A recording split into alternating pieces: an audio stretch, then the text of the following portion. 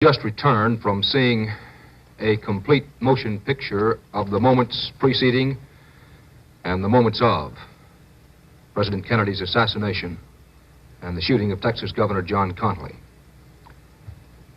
Here is what the motion picture shows.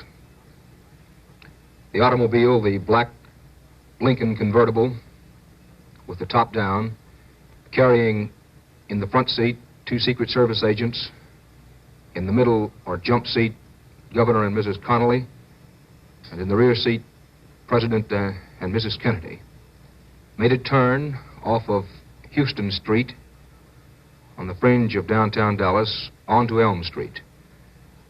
This was a left turn and was made right in front of the building from which the assassin's bullet was fired. After making the turn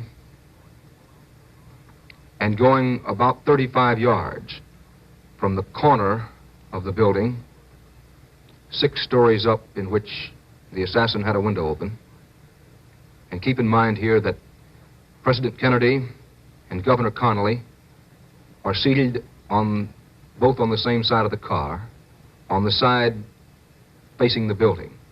Mrs. Kennedy and Mrs. Connally are on the side of the car away from the assassin. About 35 yards from the base of the building, President Kennedy, in the film, put his hand up to the right side of his face, the side facing the assassin.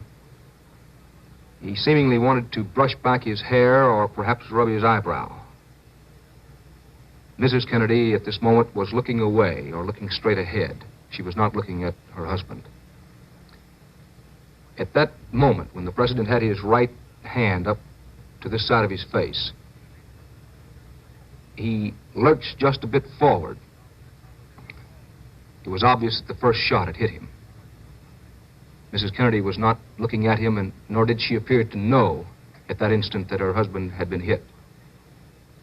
Governor Connally, in the seat immediately in front of the president, apparently either heard the shot or sensed that something was wrong, because Governor Connally, with his coat open, his button was undone, turned in this manner, with his hand outstretched back toward the president.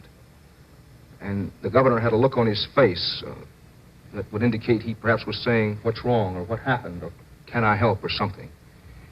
But as Governor Connally was turned this way, his white shirt front exposed well to the view of the assassin, the governor was obviously hit by a bullet, and he fell over to the side. Governor Connally's wife immediately, seemingly instantaneously, placed herself over her husband in a protective position, it appeared. And as Governor Connally fell back, President Kennedy was still leaned over at that moment. Another bullet obviously hit the head of the president. The president's head went forward violently in this manner. Mrs. Kennedy, at that instant, seemed to be looking right square at her husband. She stood up. The president slumped over to the side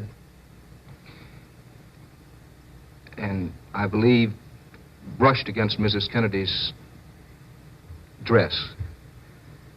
Mrs. Kennedy immediately turned and flung herself on the trunk of the automobile, face down on the trunk, almost on all fours. The First Lady appeared to be either frantically trying to get the Secret Service man who was riding on the bumper of the car, the single Secret Service man riding on that bumper, to come into the car or to tell him what had happened, or perhaps from the picture it appeared she might have been trying to get out of the car some way. The car never stopped. The Secret Service man on the front seat had a telephone in his hand. The car,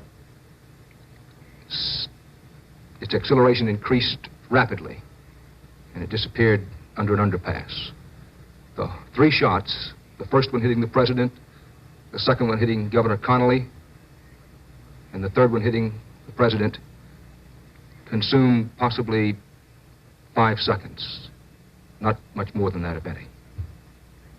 That is the scene shown in about 20 seconds of film that the FBI has in its possession. The film was taken by an amateur photographer who was in a very advantageous